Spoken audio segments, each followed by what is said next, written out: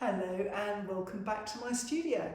So this week I have an update on how we're getting on with the build, but also some storage ideas to show you. We looked at this briefly in the last tour, but I just thought I'd show it again to point out that it's not just for storage and to protect the rollers, but it's also for when I'm teaching in here. I need to set some boundaries about which are rollers that are for me to use in my own professional work and which are rollers that everybody can use and share.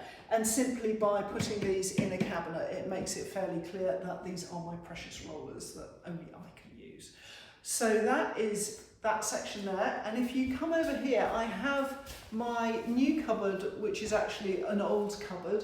This used to be a long, wide cupboard in my old studio, but we've tried to repurpose and reuse everything that we could. So what Ben's done is he's recycled it by using the same doors, but he's made the inside much narrower, but it's still giving me lots of lovely space for all my inking stuff.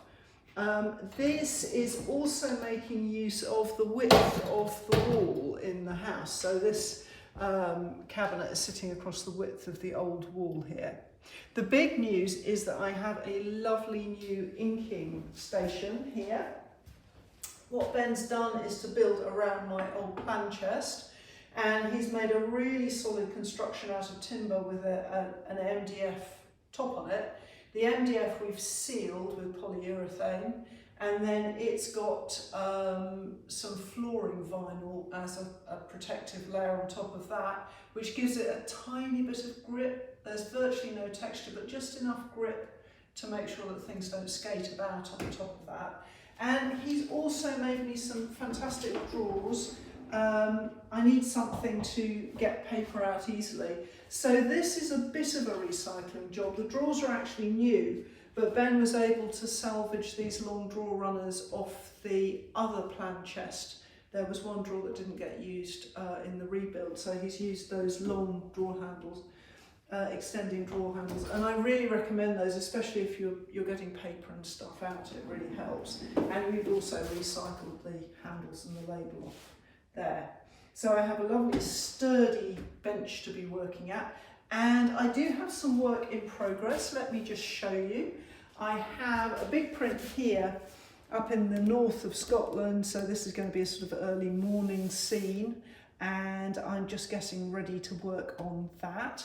And I'm also going to be moving on to doing some more printmaking videos, and I have a couple of mini prints that I want to work on in a series of videos about printing using line and minimal layers of colour. So I have one here. This is also a bit of a departure for me to be working with architecture, but this is a very famous view in Kirkcudbright where I've just moved to.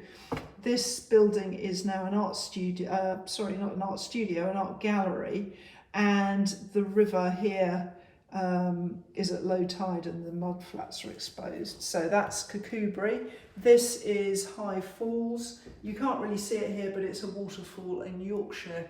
So those two will make up a set of new printmaking films and also some mini prints to go in my shop. So that's how work is progressing at the moment. We've yet to fix the lighting in here, so it's not perfect, but we're getting there. And I hope you'll be joining me in the studio again soon. Don't forget to subscribe so you can keep up with our developments. And also, if you've liked this video, do hit the like button. Thank you very much, and I'll see you soon.